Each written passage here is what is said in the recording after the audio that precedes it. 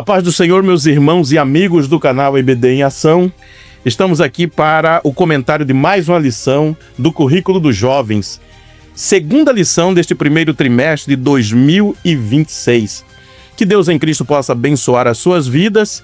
Eu sou o presbítero Natanael, estamos no estúdio da Feix, em Cuiabá, Mato Grosso. Para esse comentário eu tenho comigo o presbítero Enoque Neto. A paz do Senhor, meus irmãos, Deus em Cristo vos abençoe, ouvintes, inscritos e todos que estão aí vendo nossa aula, que Deus em Cristo possa tocar o seu coração. Diácono Vinícius Gabriel. Meus irmãos, é um prazer, uma alegria poder estar reunido com vocês mais uma vez.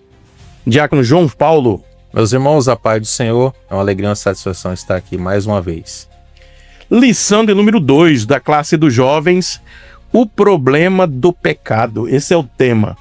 Um tema bastante importante para a igreja atual, para a vida de todo o cristão, onde nós vamos estar tratando aí do tema acerca do pecado, estudando uma matéria da teologia sistemática, a martiologia, que trata sobre o pecado que tem assolado a humanidade. O pastor chama aqui do problema do pecado, mas nós sabemos que o pecado ele vai gerar problema em todo o âmbito da vida do ser humano, desde quando o homem ali no Jardim do Éden cometeu o pecado, pecando contra o Senhor. Nós vamos ver que isso aí é um problema que assola a humanidade em todos os aspectos da vida do ser humano. O texto principal desta lição está em Romanos 3:23, que vai trazer: porque todos pecaram e destituídos estão da glória de Deus. Então todo ser humano já nasce aí com essa sementinha do pecado em sua vida. Todos pecaram indistintamente. Resumo da lição diz: o pecado separa, mas Cristo restaura. Ele é a solução divina para a culpa, o sofrimento e morte que assolam a humanidade. Então aqui também nós vamos ver que para este problema Deus providenciou uma solução definitiva em Cristo Jesus, que foi o que nós já começamos este trimestre tratando do sentido bíblico da salvação. E no decorrer desta aula e do trimestre, nós vamos ampliando aí esse conhecimento através desse estudo sistematizado aqui nas lições que virão, e vai ser uma bênção. É necessário não perder nenhuma lição, estar aí acompanhando todos os domingos. Esta lição vai ser estudada dia 11 de janeiro, no próximo domingo. E partindo já para o nosso estudo, nossos comentários dessa lição, nós temos aí 3 tópicos, e nestes 3 tópicos nós temos o objetivo de apresentar a origem do pecado na humanidade. Vamos começar aqui tratando da origem do pecado, apontar as consequências do pecado e ainda saber que a solução de Deus para as consequências do pecado envolve a restauração do relacionamento com Deus, além da remoção da culpa e da vergonha. Tópico 1. A origem do pecado na humanidade. Diácono João Paulo, contextualizando aí esse primeiro tópico. Então, meus irmãos, nessa palavra introdutória, quero falar com relação, resumir e vamos abordar aqui nesta oportunidade, falar sobre o problema do pecado. Nós vamos ver que falar sobre a origem do pecado, lá no Gênesis, o livro dos começos. Então, Deus usa Moisés para relatar como foi a queda, do ser humano, onde originou o pecado, que vem do termo grego hamartia, que significa errar o alvo. Então, sabemos muito bem que Deus criou o ser humano de forma completa, de forma plena.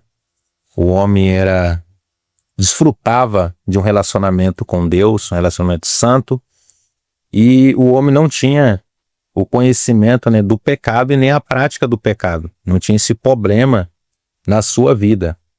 No entanto, a gente vai ver que, por consequência da desobediência do ser humano, porque Gênesis capítulo 2, versículo 16, diz que Deus falou: não é para vocês, de toda a árvore, vocês podereis comer com de forma livremente, vocês podem comer, pode se alimentar.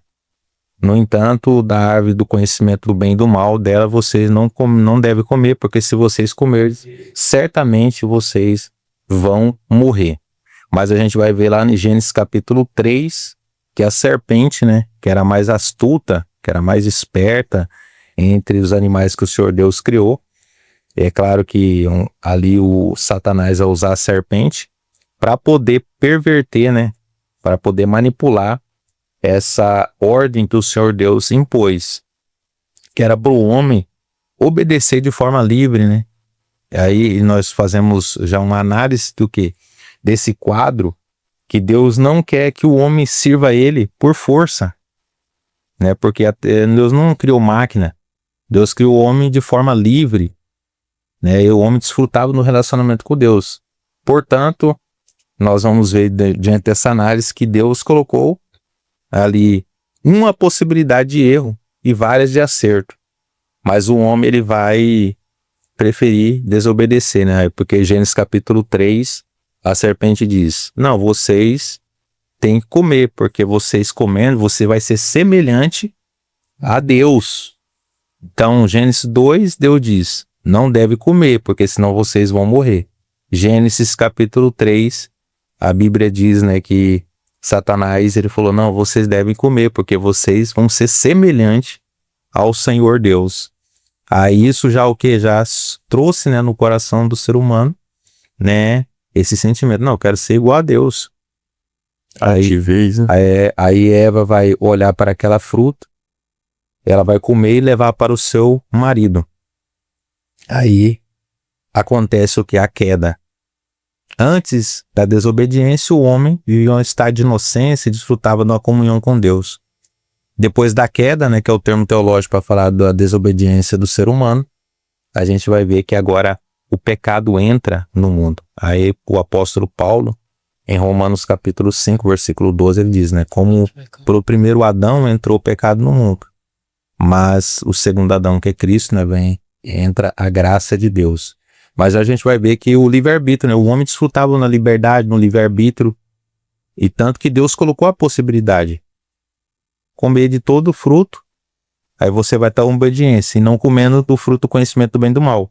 Mas a gente vai ver que o homem, né, ele exercendo a sua liberdade, ele vai optar para desobedecer essa ordem de Deus. E Deus deu uma ordem, mas também falou da consequência. Sim. Né?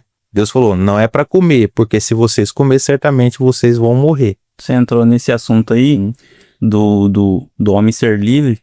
É importante a gente saber que o homem ele tinha a liberdade total ali, né? Plena. Até o Nathanael falou antes da aula aqui. Você entrou nesse tópico, é importante, porque após o pecado, que o homem não teve mais essa liberdade, né? Foi morto espiritualmente e tudo mais. Já explicou o contexto aí, como caiu, como aconteceu. Mas nesse texto que você citou, nesse assunto, é importante a gente entender que o homem tinha um livre-arbítrio ali, né? Outras doutrinas ali, outras doutrinas falam que não tinha esse livre-arbítrio, né? Era um fatalismo ali, eles falam isso. Mas a gente percebe só por esse texto que você citou, que de Gênesis, que Deus ordenou, deu um mandamento ali, né? Se ele deu um mandamento, então tinha clareza ali que ele tinha uma liberdade total ali, né? Se ele deu essa ordenança, então era pro homem responder, né? Isso, né? Dessa fala sua, né? Então já aprendemos o quê? Que Deus não forçou o homem a pecar. Não forçou. Dentro da sua onipotência. Deus deu a livre escolha para o homem, mas ele exerceu, e isso trouxe implicação, né? Negativa, né, não só para o primeiro casal, mas essa consequência veio sobre toda a raça humana, né, como você bem pontuou essa questão, né, o homem exercendo a sua liberdade. Outras interpretações, teológica, né, outras interpretações até falam, né, que Deus criou o mal, né, Vinícius? Isso. Verdade. Só para colaborar com os irmãos a respeito desse primeiro ponto, nós entendemos, né, de acordo com o que está escrito, né, em Gênesis, que o homem, a princípio, como o João pontuou, ele era dotado de livre-arbítrio, né? Ele possuía o livre-arbítrio pleno. Ele tinha escolha ele tinha em suas mãos a escolha, né, de pecar ou não. Nós hoje não temos isso, né? Porque todos nós que nascemos hoje, já nascemos, como Natanael pontuou no início, com a sementinha, né? A natureza pecaminosa. Então a tendência nossa, a nossa inclinação é só fazer as coisas que agradam a carne. Por isso necessitamos de um remidor. E Adão, ele possuía esse livre-arbítrio pleno, né? Essa santificação. Ele tinha a escolha entre poder comer do fruto ou não. E como o Enoque pontuou muito bem, há algumas outras visões teológicas que defendem que para Deus ser soberano, ele também tinha que ter decretado a queda. Isso. E se Deus decretou a queda, logo ele também é o autor do pecado, né? Mas há vários textos bíblicos que dizem que ele é muito santo. Se ele não pode ver o mal, quanto mais fazer com que o homem peque para depois subjugá-lo, que Deus é esse, né?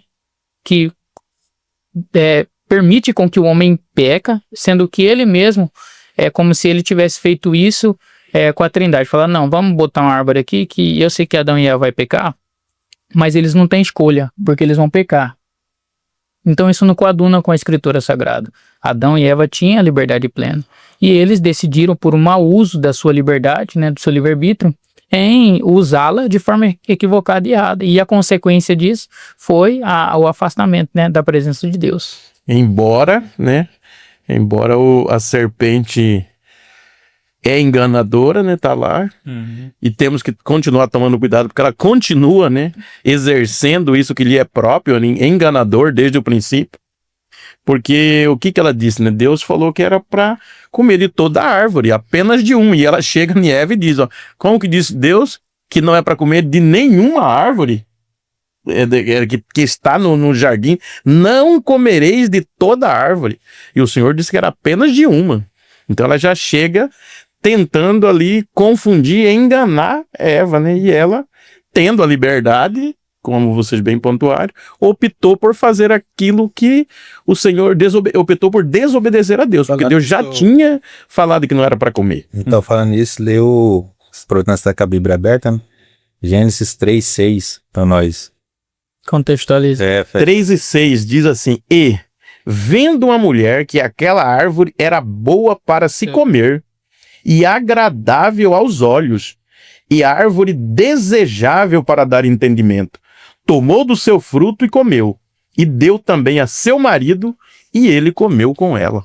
E nós vemos aí o que o apóstolo Paulo diz, né, mais à frente, lá no Novo Testamento, ele vai falar que isso daí são as 3 concupiscências, né, os 3 desejos mortais. Então o demônio, ele é astuto, e ele trabalhou naquilo que o homem tem mais desejo, né, o que agrada aos olhos, né, o que é desejável. Então ele foi no ponto fraco, né, se podemos dizer assim, do homem, né.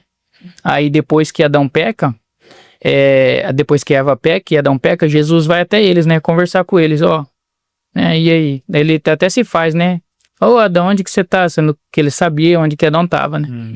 Mas para você ver, né, Deus sempre dando um passo, né, primeiro pro homem, Deus sempre indo ao homem, né, em busca do homem para restaurá-lo. Aí Adão olha para ele e fala, não foi eu não. Foi a mulher que o Senhor me deu. Então, assim, desde o início, né, desde o princípio, Adão, o ser humano, sempre tenta culpar Deus. E tem um ponto interessante, desculpa interromper você, vai aproveitar antes que eu esqueça, né? Mas dentro você tá falando, por exemplo, a questão antes da queda, eles viviam o quê? Nu e não se envergonhar, mas você vê que depois que eles pecam, aí eles olham que tá nu e correm para se esconder de Deus. E o sentimento de culpa, né, João? Eles não... vergonha. E a nudez, eles veem, não, isso é errado, e tenta se esconder de Deus, aí já caça a folha, né?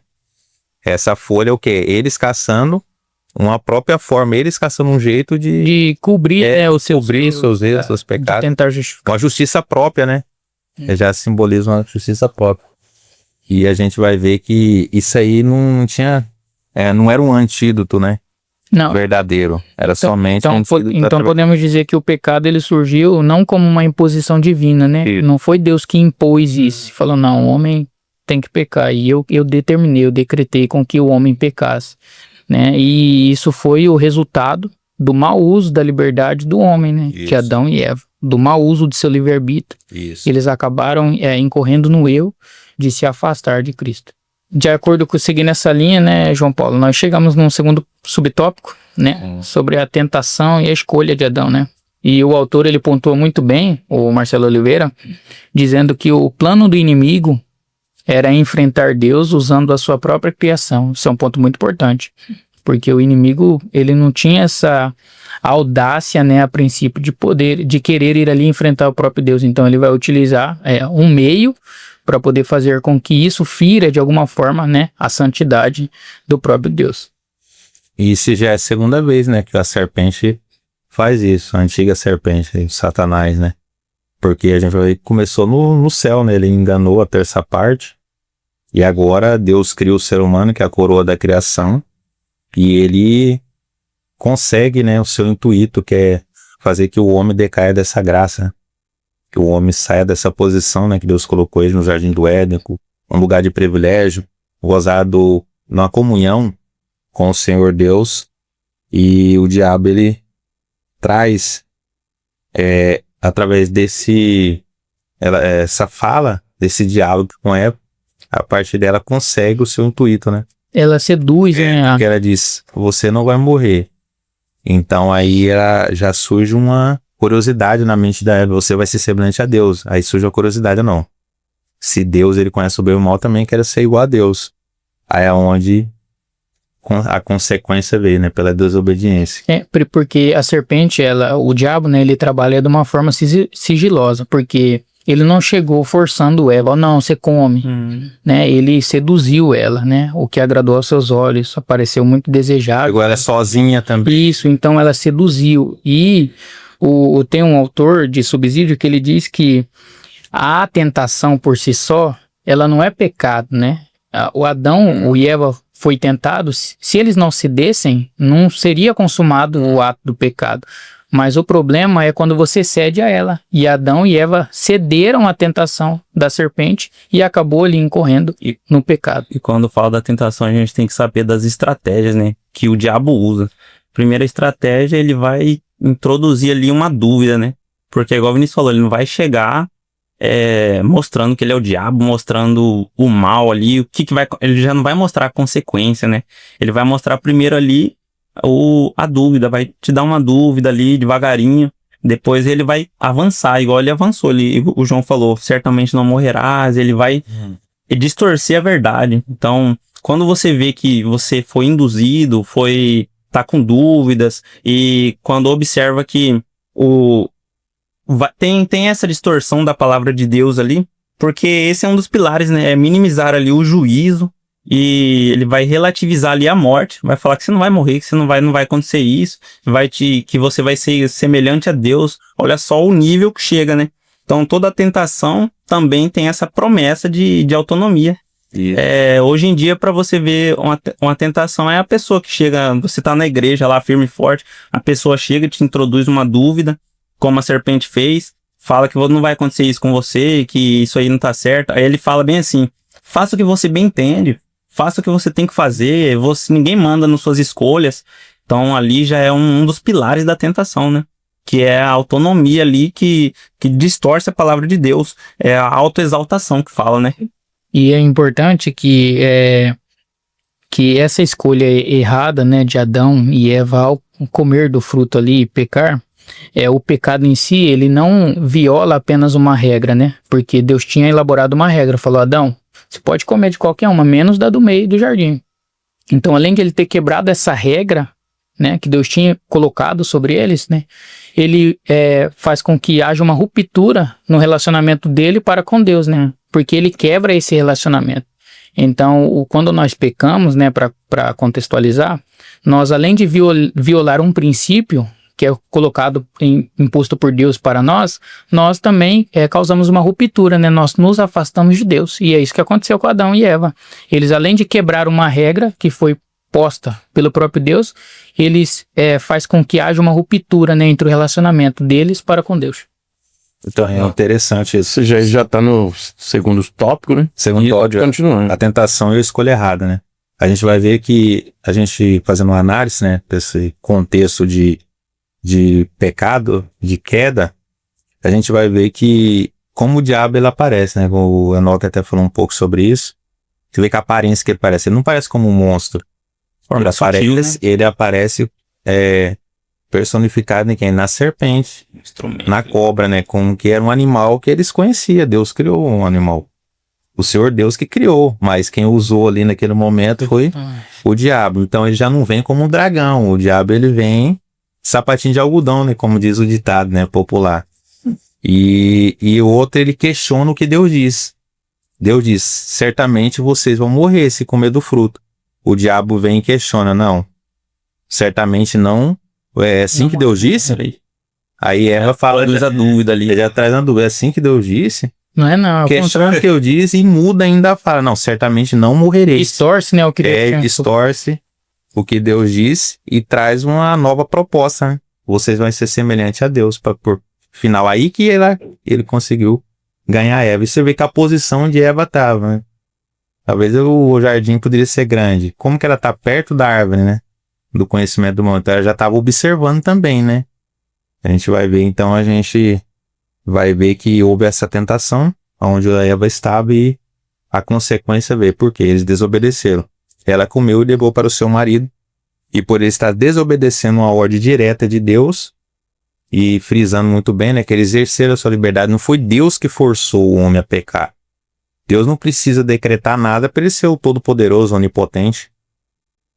Deus, ele não é mais fraco, porque ele deixa o ser humano exercer sua liberdade, né? E a gente vai ver que ali foi o homem errou, fez uma escolha errada em desobedecer a Deus e dar ouvido à voz da serpente. Então, aí por causa disso, o pecado entrou no mundo. Isso é importante porque hoje, né, João, o pecado, quando ele chega até nós, né, as propostas, os pratos que vêm até nós, é dessa forma, né? Uhum. É algo inofensivo, né? O diabo foi astuto com a Eva, demonstrou que era algo inofensivo, não fazia mal, estava tranquilo, e que também era vantajoso para eles. Mas só que as consequências de incorrer nesse erro eram destrutivas, né? E foi isso que aconteceu. Porque não somente eles sofreram, né, as consequências do mau uso da sua liberdade, mas todos nós, né? O apóstolo Paulo vai escrever em Romanos que todos pecaram. Isso. E todos nós estamos destituídos da glória de Deus. Esse já é o terceiro subtópico. Isso aí fala é importante, porque quando fala que o diabo ele vem dessa maneira, a gente observa que sempre é assim, né? Porque ele não vai trazer outro tipo de coisa que é diferente da sua visão. Ele vai trazer uma coisa que é parecida, mas vai distorcer, né? Só era para complementar mesmo. Vamos pro terceiro subponto. Então é importante salientar nesse terceiro tópico aí, subtópico, que o pecado, ele não é apenas um ato isolado, né? Mas ele abrange também a condição, né, do globo, né, do cosmos, do mundo todo. E ele marca a existência da humanidade desde o princípio, desde o início, né? Então todos, o salmista Davi entendia muito bem isso, né? Porque ele diz, em pecado a minha mãe me concebeu. Apesar de que tem muitos debates a respeito desse texto, né? Mas nós acreditamos que ali seja a questão de ele ter conhecimento prévio, né? Da depravação total, né? Todos que nascemos pós-Adão, nascemos aí com a natureza pecaminosa em pecado. O autor, ele traz nesse tópico aqui que a gente está vendo um problema central da humanidade, né? Que muita gente acha que o pecado é algo político, social ali, mas é algo também espiritual. Isso que o autor traz aqui.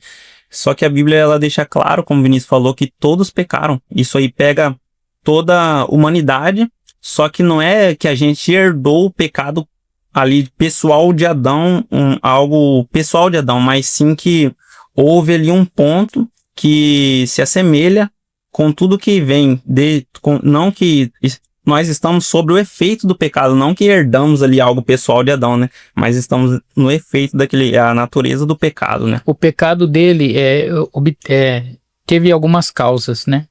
E qualquer ser humano que nasce pós-Adão, nasce com esse efeito de pecado.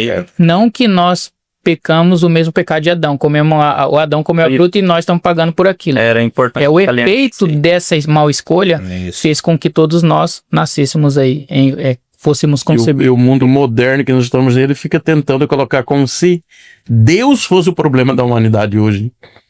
Não o pecado que o homem praticou ali desde ali do seu início ali, que vem trazendo toda essa problemática aí para o ser humano no mundo em que vivemos. Passando já para o segundo tópico, as consequências do pecado, nós vamos ver que a violência do pecado na vida do primeiro casal, ela foi tão grande, tem uma realidade tão grande que ela trouxe, na verdade, ali até mesmo um sentimento novo para eles, que não estavam acostumados. Porque quando Deus aparece para falar com eles, que a Bíblia diz que eles estavam escondidos de Deus. Eles passam a ter medo de Deus e não ter medo do pecado. Ao contrário, né? Como se Deus fosse o mal ali. Eles não tiveram um medo do pecado, a coisa foi tão invertida na vida deles que eles passaram a ter medo de Deus. Eles se esconderam de Deus. E tamanha a violência ali na vida deles, como se Deus fosse o problema, e não o pecado em si. E nós sabemos que o pecado é que traz todas essas consequências, esses problemas, traz ali a separação, né, de Deus.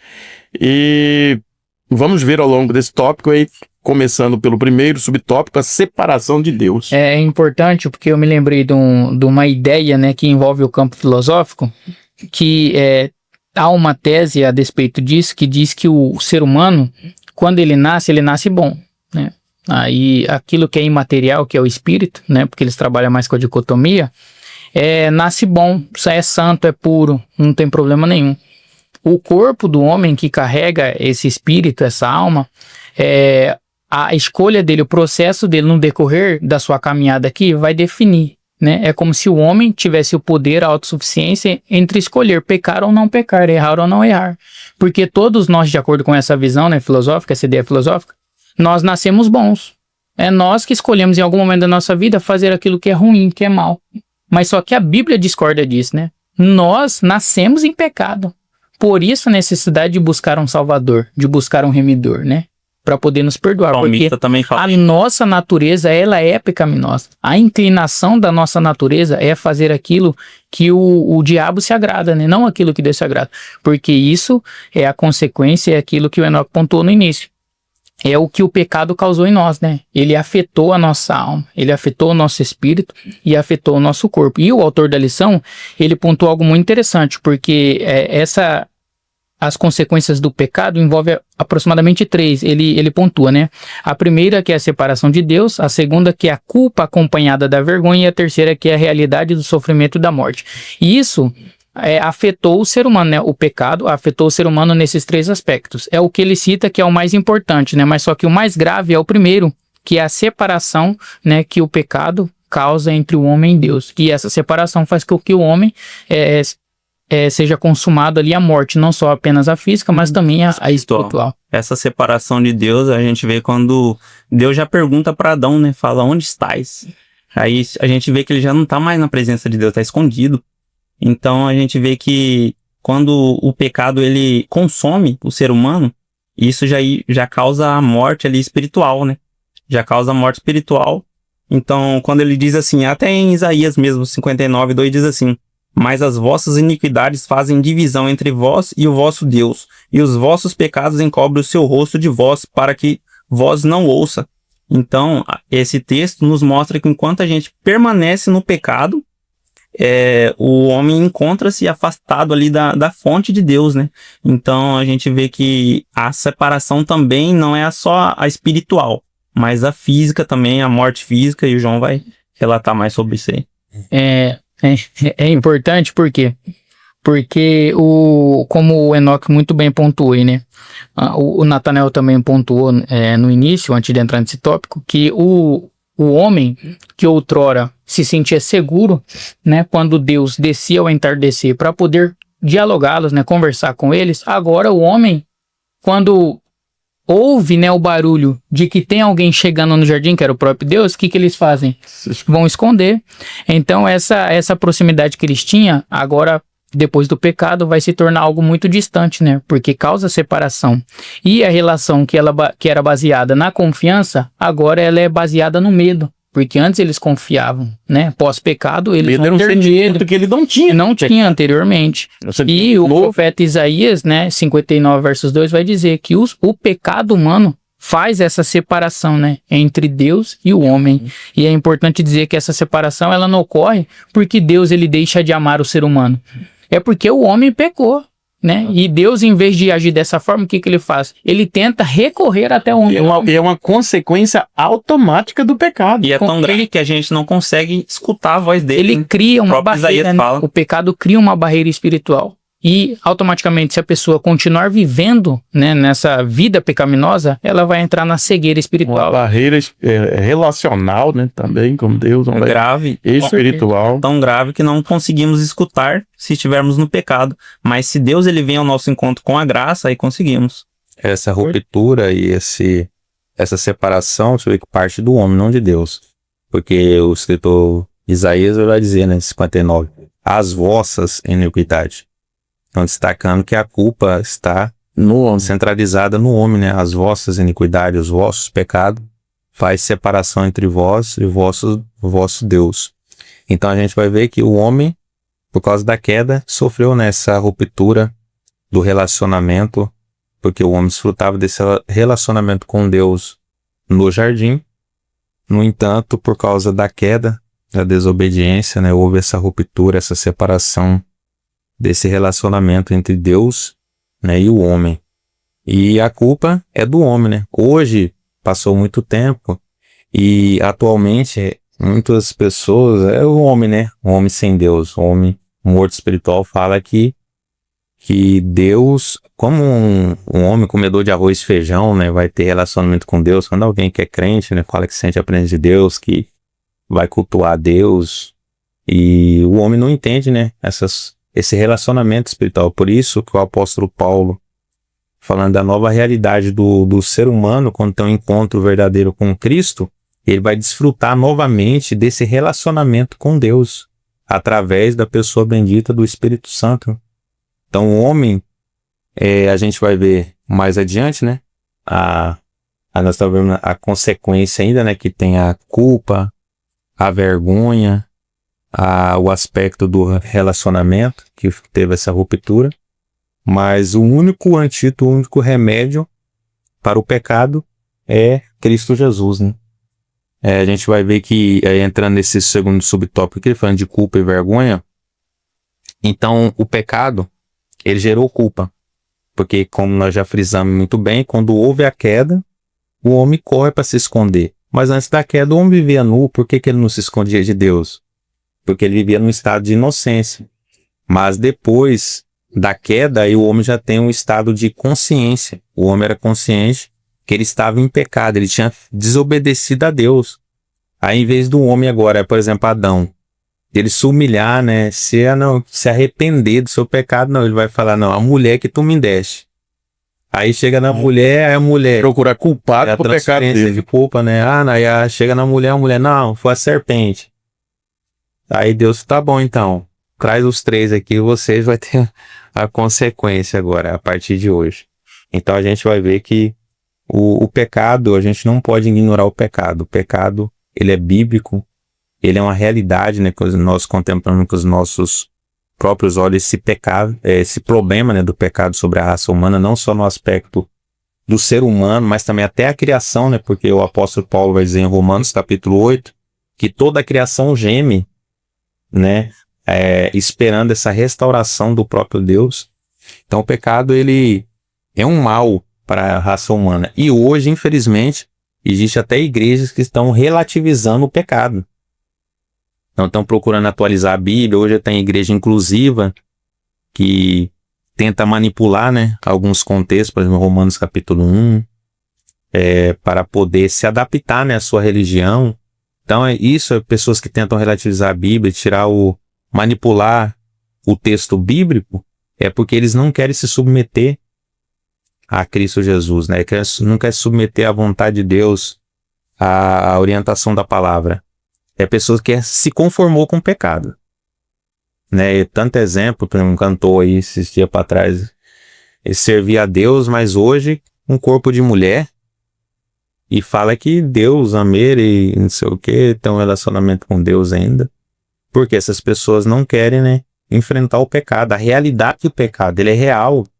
E o pecado, o seu princípio, ele é doce, mas o seu final é amargo. Então o pecado, ele faz mal para a raça humana. O pecado, ele faz mal para o ser humano. Por isso, né, que Deus, vendo a condição do ser humano, ele vai providenciar o remédio, né, para o ser humano, a cura, né, para o ser humano. Só fazendo um adendo com relação a isso, o autor Marcelo Oliveira, no seu livro de apoio, ele vai tratar essas questões das culpas, né? Ele aponta dois tipos de culpa, mas só que ele não detalha muito bem. Ele fala sobre a culpa psicológica e a culpa real. A culpa psicológica é o sentimento que a pessoa tem de ter cometido algo errado, né? Aquela frustração, aquela amargura e etc. Mas também essa culpa psicológica, esse tipo de sentimento, pode estar ligado também à culpa real. Que a culpa real, de acordo com o autor, é quando nasce de um pecado verdadeiro não confessado. Então ele não faz essa separação entre os dois tipos de culpas, mas ele diz que um está interligado ao outro. E o Francis Schaeffer, né, ele escreve uma frase a despeito disso, dizendo que a única pessoa que pode fazer com que o ser humano seja livre desse tipo de culpa, desse sentimento, desse vazio no coração, é só Jesus Cristo. O remédio, como você apontou, é só o perdão dos pecados que Cristo pode conceder ao ser humano. E você falando essa questão de culpa, a gente vai ver até um exemplo disso no Novo Testamento, Judas, né? Porque depois que ele vendeu Jesus, aí beijou Jesus, aí viu todo o sofrimento que Jesus passou, aí você vai ver que ele não teve o arrependimento, teve o remorso, né? Ele se sentiu tanto culpado que ele vai tirar a sua própria vida, né? E o sofrimento e morte nesse tópico, nós vemos que são consequências, né, que vem o pecado, é só que é uma consequência cabal na vida do ser humano, que conforme escreveu aqui o autor, ele diz que o sofrimento traz sofrimento como resultado do pecado, dor e sobretudo morte, tanto no corpo como na alma e no espírito. Que ela vai trazer ali o pecado, a Bíblia já diz que o salário do pecado é a morte. Então ela vem trazer a morte física, né? A morte espiritual primeiro, né? Que vai separar o homem de Deus. Aí ele traz uma morte física e ainda pode levar ele para uma morte de eterna separação de Deus. Então, essa é a consequência, o problema cabal do pecado na vida do homem. Então, é por isso que nós temos que ter cuidado, andarmos vigilantes, né? Não caindo no engodo, no engano do diabo, porque ele é enganador desde o princípio. Ele enganou ali Eva, ele continua com o seu engano, tentando enredar aqueles que não tomam o devido cuidado de andar na presença de Deus, vigilante, porque com o engano ele leva muitos à ruína. E as consequências podem ser fatais para a vida do ser humano. E esse tópico ele é muito bom porque a gente vê que o ser humano ele não era para sentir dor ao trabalhar, né? Não era para sentir essas dores físicas, mas quando o pecado entrou, a gente vê aqui no próprio texto que fala o suor do teu rosto, né? Fala que teria sofrimento físico ali também. E a gente vê que nesse sofrimento físico, até um comediante fala, Adão, deixa o seu, vou pegar o seu lá no céu. Ele trabalha, sofre, mas não é, porque a gente vê que com todo esse trabalho, vai esgotando o ser humano. E não é só a morte espiritual, né? A física também, porque ele fala que de onde você veio, do pó, você voltará também. Então a gente vê que a morte ali também é a física, né? E dentro desse ponto, você está falando a questão da morte. A Bíblia é tão tremenda, né? Que Deus revela. Às vezes os estudiosos, né? Os filósofos, eles perguntam, de onde vem a morte, o que é a vida e tal. E a gente vai ver que a Bíblia é um livro tremendo da revelação de Deus para o ser humano, que mostra de forma muito clara a consequência da morte. Por que existe a morte? Por causa da consequência do pecado, né? Da queda do ser humano lá no jardim. E morte significa separação. Então, a Bíblia ela responde essa pergunta, né? De onde surgiu a morte? A morte por essa consequência. Né? A consequência do pecado. Aí hoje nós enfrentamos a morte. E até essa questão só adentro sobre essa questão do trabalho, né? E a gente vai ver que que eu vou pegar o Adão, mas a gente vai ver que Deus criou o trabalho antes da queda. Sim. Só que a diferença do trabalho antes da queda e pós-queda é que hoje o trabalho é uma fadiga, muitos, né, tem cansaço, fadiga, canseira. Mas antes da queda não, era prazeroso, né, trabalhar. Então o homem cuidava e lavrava do jardim. Então ele tinha um ofício, ele tinha um trabalho dentro do jardim. Então Deus que criou o trabalho, né, não foi o... Só fala que foi o demônio. Só para contextualizar, para partirmos para o terceiro tópico, então a morte, né, como vocês pontuaram, ela não é apenas um fenômeno biológico, né, porque a biologia, todos nós estudamos, vai dizer que há um ciclo na vida humana, né, o homem nasce, reproduz e morre, o homem nasce, cresce e morre, né, mas só que esse ciclo também é uma causa do pecado, foi consequência do pecado, porque se o homem não pecasse, não existiria esse ciclo, né, na vida humana. O homem não nasceria, né, não produziria e morreria depois. Ele viveria eternamente como Adão estava ali no Jardim do Éden. Então, é importante salientar isso, né, que a morte, ela não é apenas um fenômeno biológico, mas ela é o juízo, como o João pontuou, do pecado, né, sobre toda a humanidade. Então vamos para o terceiro tópico da nossa lição, dizendo que hoje, então, o pecado ele é a causa aí, afeta o homem em todo o seu contexto de vida. Terceiro tópico nos diz a solução de Deus para essas consequências que nós já dizemos aí. Tudo isso o Senhor Deus proveu um meio, uma solução cabal para essas consequências. E o primeiro vai dizer a restauração do relacionamento, né? Porque lá nós vemos que o homem perde, o homem esconde, o homem procura esconder-se de Deus. Mas Deus, mesmo já sabendo que o homem havia pecado, havia aceitado o engano ali, desobedecido, o Senhor Deus ele não deixou de procurar o homem. Então Deus aqui, ele também é o que provê a restauração para esse relacionamento que o homem interrompeu ali através do seu pecado. Aqui, nesse ponto, ali resume muito bem a lição, né? A restauração, o plano de Deus ali. Porque quando a gente vê que o pecado, ele trouxe essa separação, o Vinícius falou, que trouxe a separação espiritual, a física, mas contudo, Deus já tinha um plano desde o Éden, né? Até antes da fundação do mundo, Apocalipse também fala isso aí. E com todo esse plano que Deus tinha, ele sempre tinha, ele sabia, né? Ele permitiu, mas mesmo permitindo, ele ainda tinha esse plano, ele ainda queria restaurar, reconciliar o homem. E a gente precisa, né? A nossa maior necessidade é se reconciliar com Deus, porque se a gente se reconcilia com Deus, a gente tem vida. A gente pode até morrer fisicamente, mas vai ter a vida eterna, né? Então isso é um dos pontos, um dos pilares, um dos melhores planos que Deus já teve para a humanidade, que é a restauração do homem. O plano dele é maravilhoso, né? Aqui vai é bom desmistificar, né, a ideia de que, eu já vi muito pregador, não sei se o João faz isso, mas de que vem, dá o primeiro passo para o Senhor Jesus, aceita Ele, que Ele vai te, né, ajudar, vai te socorrer, como se a obra da redenção, da salvação, fosse meritória, né? Eu primeiro o aceito, o escolho. E nós sabemos que desde o princípio não foi assim, né? O homem se afastou. Eu escolho Deus, né? Quem foi atrás? O próprio Deus.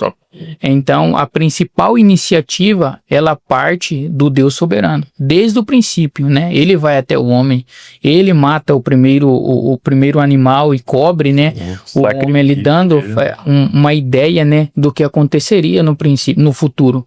Então, assim, Deus sempre dá o primeiro passo, né? Em detrimento do que o homem causa a respeito da o mau uso da sua liberdade humana. Paulo fala isso em uma de suas cartas, né? Ele fala que tudo isso provém de Deus, que nos reconciliou a gente com Ele através de Cristo.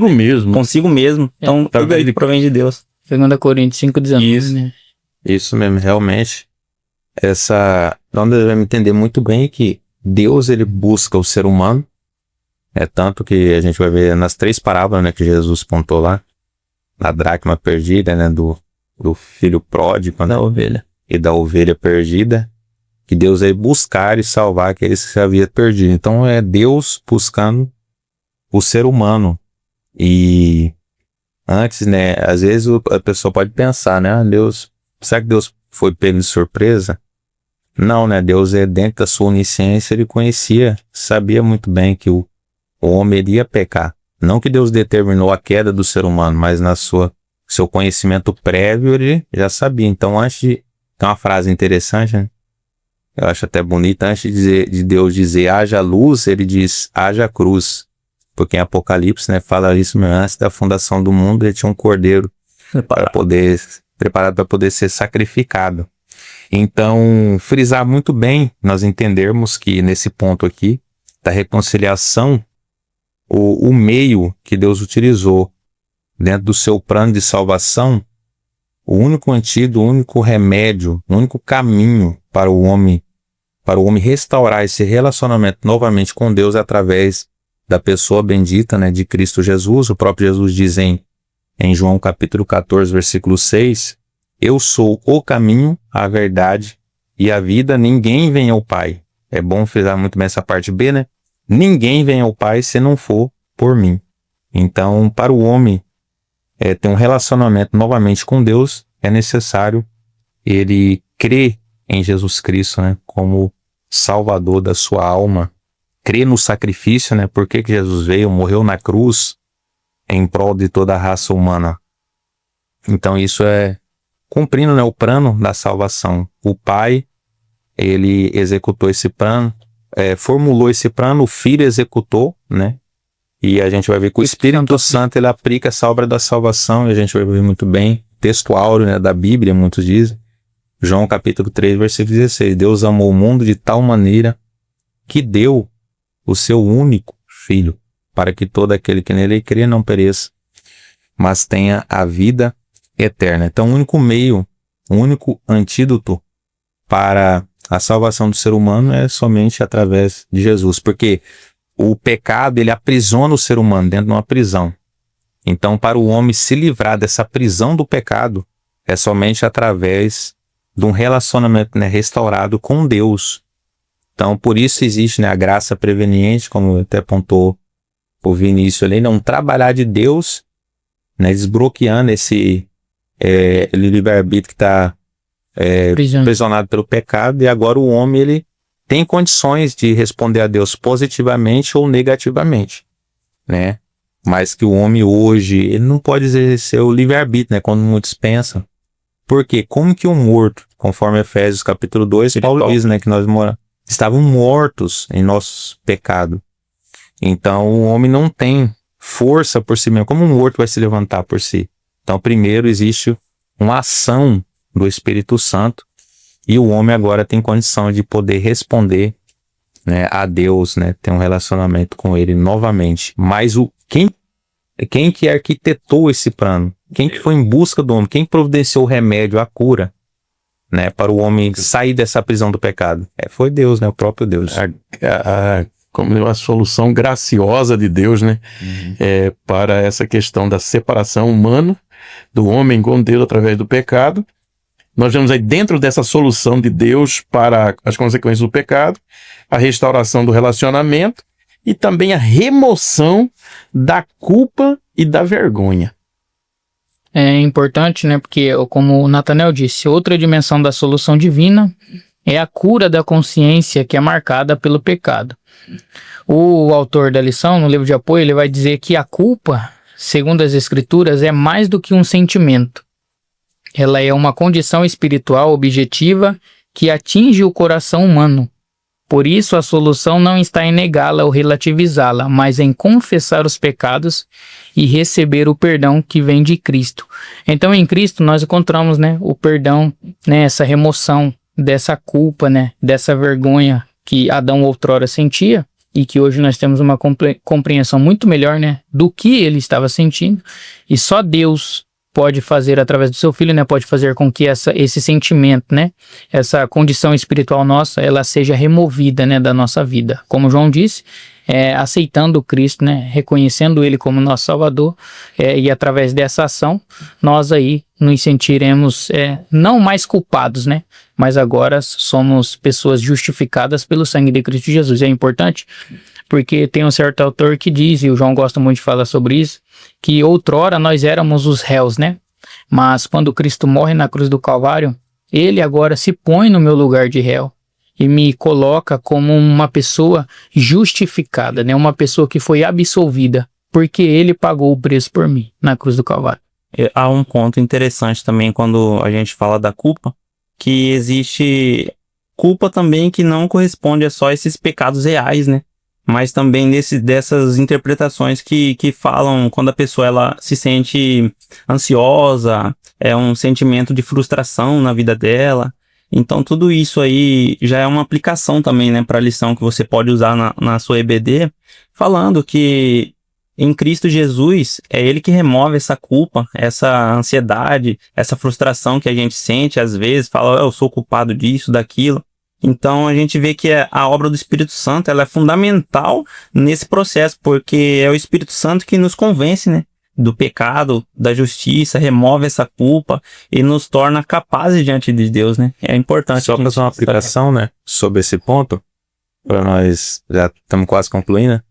Mas tem um ponto interessante que às vezes tem muitos irmãos que vão assistir, e só que muitas pessoas, às vezes, Deus já fez por ela, morreu na cruz, está concedendo a graça, a salvação, e Deus perdoou a pessoa, mas a pessoa não se perdoa, né? Então é essa questão de se entregar ao Senhor, né? Lançar sobre Ele toda a vossa ansiedade, lançar a culpa, lançar todos os erros diante de Deus, né? Se humilhar debaixo da potente mão de Deus, né? Sabendo que Ele está cuidando. E é esse ponto, né? Se Deus te perdoou, não fica se culpando, né? Deus já lançou no mar do esquecimento isso aí. E Ele tem uma nova vida, né? Pra você. Então, mas infelizmente tem muitas pessoas que é isso, né? Ele tá dentro do contexto da igreja, frequenta os cultos, mas é uma pessoa que não teve um encontro verdadeiramente, não deu liberdade para realmente o Espírito Santo trabalhar na vida dele, porque Deus já fez a obra da salvação para ele, está concedendo a graça, mas ele se culpa, ele não se perdoa a si mesmo pelos erros do passado, por traumas e tal, mas lança, né, sobre Cristo Jesus, deixa ele... João bem disse, né? Eis aí o Cordeiro de Deus que tira, né, pecado. Então ele tira, né? Não só como os sacrifícios da antiga aliança que cobria o pecado, né? Cobria. Ele tira, remove. Então é entregar a vida ao Senhor, né?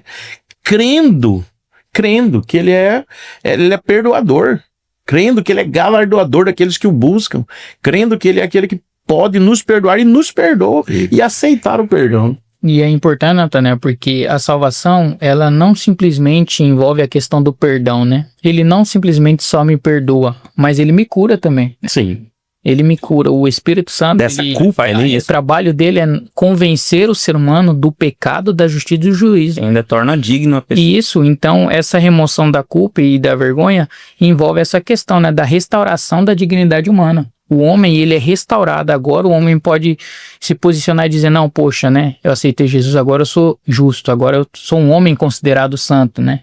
Então, essa remoção envolve todo o homem na sua tripartite mesmo, a alma, o corpo e o espírito. Então, dentro desse ponto que eu estava abordando, essa aplicação, você tocando nisso, duas figuras, né, a gente vai ver, Pedro e Judas, os dois negaram Jesus, mas aí foi o comportamento deles, né? Se arrependeu depois, né? Até chorou. O outro achou que não teria. Já o outro já não tem um perdão. Se sentiu culpado, mas ele não quis se humilhar, né? Se lançar sobre Cristo, querer se arrepender, pedir o perdão de Deus. Ele não quis. E logo depois de ter pecado, o que Jesus diz pra ele? Poxa, você é meu amigo, né? Ainda o chamou de amigo, dando ali mais uma oportunidade, mas ele escolheu. E Pedro, nós vamos ver mais à frente que lhe é restaurado toda a liberdade espiritual que ele tinha, né? Foi restaurada a Pedro, ele se torna ali um apóstolo. Imagina o sentimento, né, de um homem que acabou de dizer para o Jesus que nunca o trairia, nunca o negaria e faria de tudo para matar ou ferir quem chegasse próximo a ele, e outrora trai o mesmo, né, e lembra daquilo que Jesus disse e chora amargamente. Falando dessa e Deus o restauração, restaura. é muito lindo isso aí que Jesus fez em Pedro, né? Ele, não, mas todos podem te abandonar, mas eu... Aí ele, não, antes que o galo cante, tu me negará 3 vezes. Só que aí ele vai lá, nega Jesus, mas Jesus tá lá na praia, né? Vai atrás dele. Fala, Pedro, tu me amas. Pedro, tu me amas. Quantas vezes? Ele negou Jesus 3 vezes. Quantas vezes Jesus falou? 3 vezes. Você vê que já houve a graça de novo. É Jesus que busca. Jesus buscando ele ali, né? Falando, não, você me negou lá 3 vezes. Mas eu tô te buscando aqui, eu tenho um projeto pra você, né? Ele mentiu Apacenta os meus cordeirinhos. Aí ele mentiu nas 2 e na terceira ele não aguentou. Tua sábias, eu te amo. Então, e ali que opera na vida dele a restauração, né? A verdadeira restauração espiritual. Pedro deu liberdade. É o que o Vinícius falou, restaurou a dignidade, porque ele se tornou ali um pastor novamente. Olha quem é Pedro, né? A Igreja Católica até o reconhece como Pavo. Caminhando para o final aí, superação do sofrimento e da morte.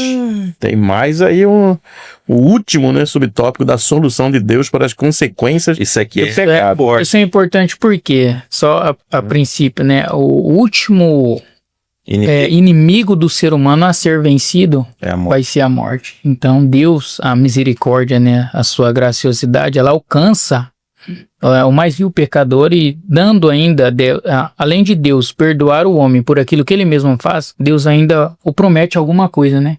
A vida eterna, né? Então Deus, ele vence, ele faz com que o homem, através do seu poder, vença, né, o maior inimigo do ser humano, né? A maior consequência do primeiro pecado, né? O pecado original, na queda de Adão. Jesus falou a questão da morte em si. Ele disse, eu sou a ressurreição e a vida, né? Ele falou, quem crê em mim, ainda que esteja morto, viverá. Então ele tá mostrando ali que a morte não é o fim, como o Vinícius falou, né? Que é um dos maiores inimigos, né? E é algo que causa mais terror no que na raça humana, é a morte, né? O medo de morrer. Ninguém tá preparado pra morte. E às vezes as pessoas tá ali reunido, aí vem a morte, né? Às vezes num ente querido. E as pessoas choram porque ali vai tirar, é a ausência da pessoa, né? Nunca mais a pessoa vai voltar ali para conviver junto com a sua família. Mas esse medo, né, que ocasiona, né, a toda a raça humana, a gente vai ver que Jesus, ele vai lá e vence a morte. Ele morreu, mas ressuscitou o 3º dia. Por isso o apóstolo Paulo diz em 1 Coríntios capítulo 15, se Cristo não morreu, né, é em vão a nossa pregação. Se ele não ressuscitou, né? Então Jesus, ele morreu sim, mas ressuscitou o 3º dia. E Jesus é a razão, né, da nossa pregação. Por isso que Paulo fala, né? Se Cristo não ressuscitou, é em vão a nossa pregação. Mas se Cristo ressuscitou, também é uma expectativa para nós, uma esperança. Porque assim como Cristo morreu, depois ele ressuscitou com um corpo glorioso, né? Nós também, semelhante a ele, vamos também herdar, né, um corpo glorioso, um corpo adaptável ao céu, né? O lugar do céu. O João falou que as pessoas hoje em dia têm esse medo, né? Só que Jesus, é interessante que Jesus fala, né? Jesus deixa claro aqui também que a palavra de Deus, né? Ela assegura, fala que Deus limpará dos seus olhos todas as lágrimas e lá não haverá mais morte, nem pranto, nem clamor, nem dor, né? Então, pra você ver que como que é a esperança em Deus, né? É bom ter essa esperança em Deus, porque naquele grande dia a gente não vai mais chorar, não vai ter mais esse medo de... É importante porque algumas outras denominações ou outras ideias filosóficas e etc., eles acreditam que a morte é o fim do homem, né? Morreu, acabou tudo, não tem mais o que fazer. O que você tem para fazer, faz aqui. E pro crente não, né? A morte é o início de uma nova vida, né? Isso. É a porta de entrada para a eternidade com o Senhor. Então, nós, como cristãos, né, entendemos que a morte, na verdade, ela é como nós daremos o início a uma nova vida, né? Uma nova jornada, na qual não terá mais o que o Enoque acabou de pontuar, Apocalipse 21, verso 4. Não haverá morte, não haverá dor, não haverá nada disso, porque já, né, essas coisas são passadas. O que nós esperamos no Senhor é no futuro, né? Se esperássemos nele só nesta vida, né?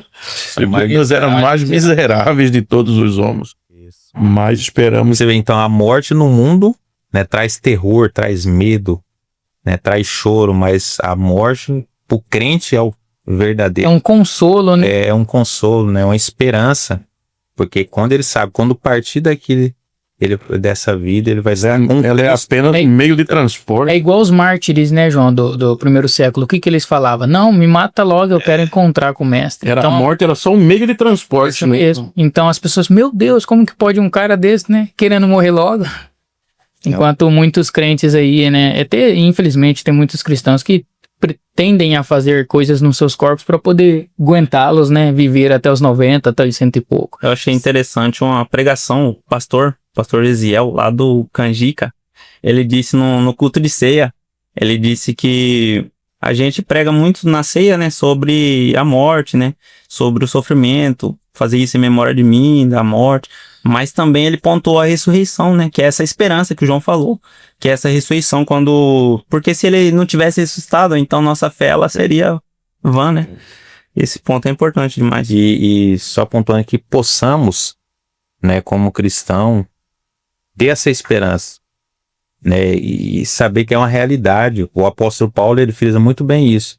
Ele está lá numa masmorra, certamente as suas últimas palavras, mas ele diz em 2 Timóteo capítulo 4, né, versículo 8, ele diz, né, combati o bom combate, acabei a carreira e guardei a fé. Desde agora a coroa da justiça me está guardada, mas não somente a mim, mas todos aqueles que amarem a sua vinda.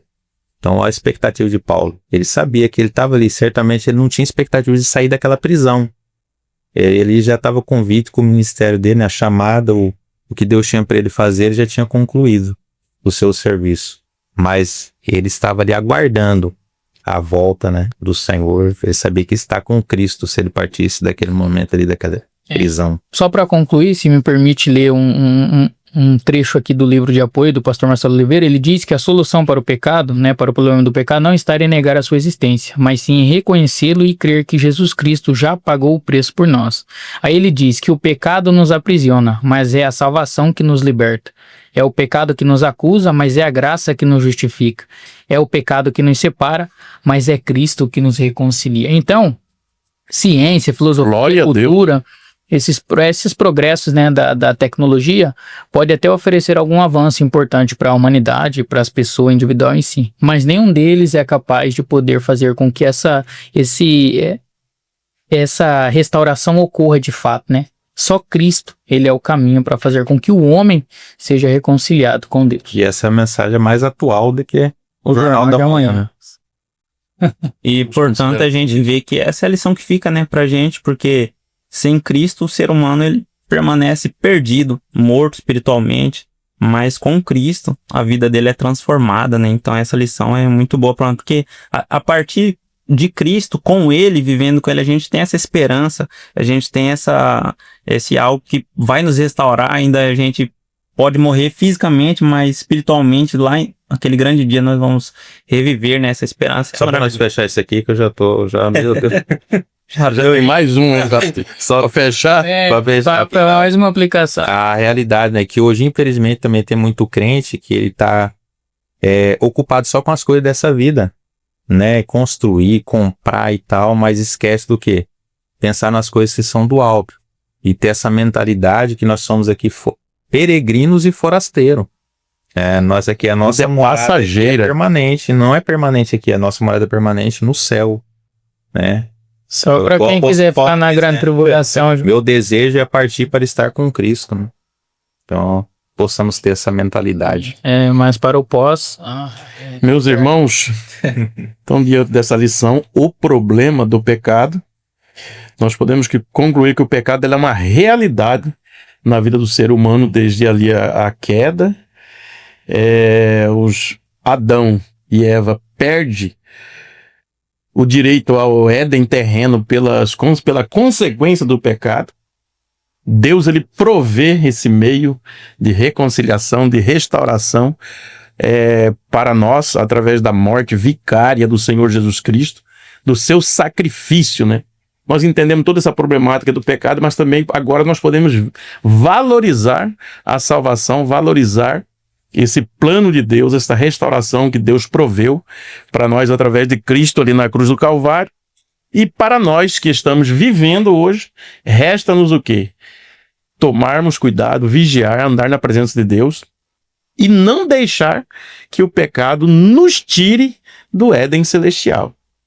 Que nós venhamos a perder, como consequência do pecado, o Éden espiritual, mas que possamos estar firmes na presença do Senhor, buscando a Deus e aguardando, né, quando Ele nos chamar para o seu encontro, que seja coletivamente com a igreja, no arrebatamento, ou individualmente, que possamos estar com a nossa vida pronta, preparada diante de Deus, buscando viver uma vida diante do Senhor com sinceridade, abandonando todo o pecado. E você, hoje, que está vivendo ainda engodado, enrolado pelo pecado, você tem a oportunidade de fazer uma reconciliação com Deus. O caminho já está preparado.